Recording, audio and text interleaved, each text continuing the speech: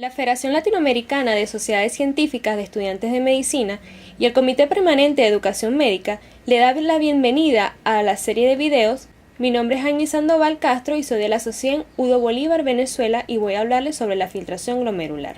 Entonces iniciamos donde podemos decir que los riñones son órganos pares de color pardo rojizo que se encuentran ubicados a ambos lados de la columna vertebral.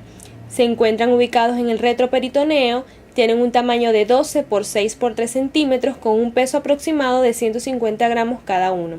Posee una cápsula renal, un hilio renal y están altamente irrigados. La nefrona es la unidad anatómica y fisiológica del riñón, el cual es responsable de la formación de la orina. Cada riñón contiene alrededor de 1 millón de nefronas repartidas por toda la corteza renal. Este número se reduce con la edad, aproximadamente 10% cada 10 años a partir de los 40 años, ya que los riñones no tienen la capacidad de regenerar las nefronas.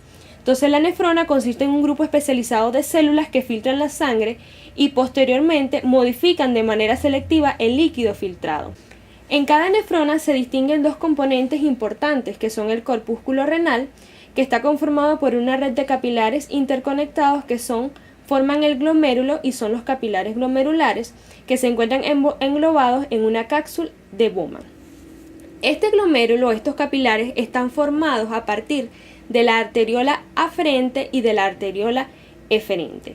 Esta cápsula de Bowman constituye la parte inicial del sistema tubular y se invagina para englobar el glomérulo, dejando en su interior el espacio de Bowman.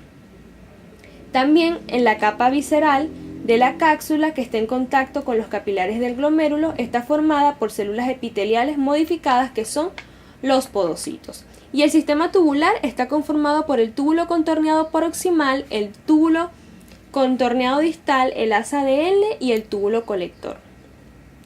Dentro de las funciones de los riñones tenemos que es la regulación del volumen y la osmolaridad de los líquidos corporales, excreción de los productos de desecho producidos por el metabolismo celular, así como de sustancias químicas extrañas, regular la presión arterial, regular el equilibrio ácido-base, regulación de la eritropoyesis, regulación de la vitamina D3 y la gluconeogénesis. Entonces, para hablar sobre la filtración es importante conocer cómo está conformada la circulación renal. Tenemos que, para hablar de la circulación renal, el riñón está irrigado por la arteria renal, que es rama de la aorta abdominal, que entra al riñón por el hilio renal. Tenemos diversas arterias, que son las arterias segmentarias, las arterias interlobulares, las arterias arqueadas, las arterias radiadas y las arterias perforantes. Entonces vamos hablando sobre lo que es los mecanismos de la formación de la orina, puesto que la filtración forma parte de estos mecanismos y es el primer mecanismo. ¿Por qué? Porque la orina es un producto orgánico formado por agua y una multitud de sustancias en disolución. La formación de la orina es el resultado de la actuación de diversos mecanismos mediante por los cuales el riñón realiza su principal función, la que es regular el volumen y la composición del líquido extracelular. Estos mecanismos son básicos y están la filtración, la reabsorción tubular, la secreción tubular y la concentración. Para que se dé la filtración glomerular, vamos a hablar ciertas generalidades. Primeramente, que el riñón filtra una cantidad de sangre para cumplir sus funciones, pero no filtra la sangre completa, es decir, todos los componentes, sino solamente el plasma. Y por las arterias renales va a entrar el 20% del gasto cardíaco. Tenemos que este 20% van a ser 1200 mililitros de sangre que van a ingresar a las arterias renales para que se lleven a cabo los procesos. Pero como de lo que necesitamos es el plasma, que es lo que se va a filtrar, secretar, reabsorber y excretar, este plasma va a representar el 660 mililitros. Y lo que solamente va a ser filtrado van a ser 132 mililitros por minuto. Entonces, la filtración glomerular, ella es un proceso inicial. ¿Por qué hablamos de esto? Porque el riñón es el órgano que va a ser capaz de manejar grandes volúmenes, de tal manera que para que se dé la filtración glomerular tenemos que conocer qué es la presión efectiva de filtración, que la definimos como la fuerza neta que produce el movimiento de agua y solutos a través de la membrana glomerular. Esta presión de filtración efectiva va a depender del gradiente de presión hidrostática que impele el agua y los solutos fuera del capilar glomerular hacia la cápsula de Bowman, y de un gradiente de presión oncótica que retiene el agua y los solutos en el interior del capilar. Pero ¿qué pasa? Cuando hablamos de filtración no solamente podemos decir presión efectiva de filtración, que donde tenemos que esta presión efectiva de filtración va a ser igual a la presión hidrostática del capilar glomerular menos la presión hidrostática del túbulo proximal menos la presión oncótica del túbulo proximal, sino que necesitamos saber un coeficiente de filtración, que es el área capilar total disponible para la filtración y de la permeabilidad, diciéndose entonces que para que se produzca una tasa de filtración glomerular es importante conocer el coeficiente de filtración y la presión efectiva de filtración. Entonces, si hablamos de filtración, necesitamos una barrera de filtración.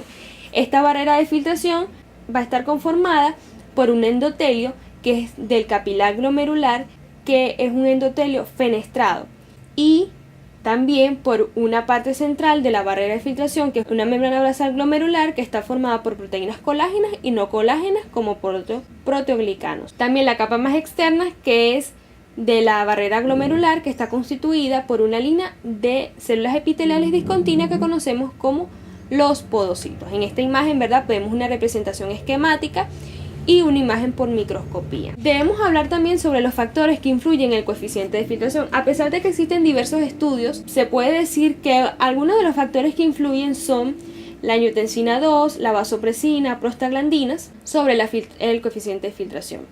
Y también que sobre esta filtración van a actuar ciertas presiones glomerulares y debemos de saber cuáles son esos factores modificantes. Tenemos la presión hidrostática glomerular, que es la más importante para determinar la presión efectiva de filtración. Tenemos también la presión oncótica capilar y tenemos lo que son la presión hidrostática tubular. ¿Por qué no hablamos de una presión oncótica tubular?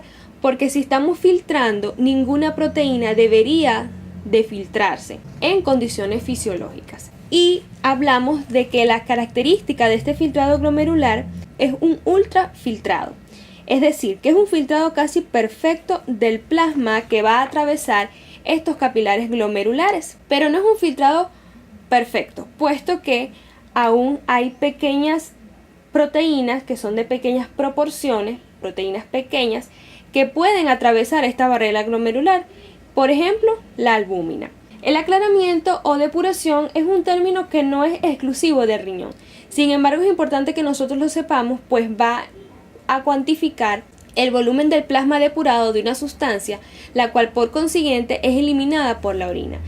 Usamos diversos aditamentos. Tenemos la inulina, que la inulina sirve para poder medir la tasa de filtración glomerular, porque esta sustancia solo se filtra, no se reabsorbe ni se secreta, y en segundo lugar, la inulina no se une a proteínas plasmáticas, además de que es una sustancia que es inerte y es carente de toxicidad. Por otra parte, tenemos la creatinina, que es una sustancia endógena que cumple algunos requisitos importantes para nosotros poder cuantificar una tasa de filtración glomerular, puesto que tiene valores o concentración plasmática constante, porque va a ser el reflejo del metabolismo muscular. No se une a proteínas plasmáticas, se filtra libremente en los glomérulos renales, no se reabsorbe en los túbulos y no es metabolizada. ¿Qué pasa? Que tenemos una pequeña limitación. La creatinina, ella aparte de que se va a filtrar, es secretada hacia la luz tubular, por lo que su excreción es la suma de lo filtrado más lo secretado. Exceptuando esta limitación, el aclaramiento de la creatinina se usa con mucha frecuencia en la práctica clínica diaria, especialmente el aclaramiento en 24 horas, es decir, es la que mayormente se utiliza. Y utilizamos esta fórmula, que es la fórmula de depuración creatinina, donde usamos valores que podemos saber fácilmente, por ejemplo la creatinina sérica y la edad y el peso del paciente, donde esta fórmula va a cambiar. Si es mujer, se le va a anexar 0.85, que es una constante que se le coloca para mujeres. Entonces, esperando que este video haya sido enriquecedor para todos ustedes, los invitamos a seguir nuestras redes sociales Fersosen, Ciencia que Integra Latinoamérica.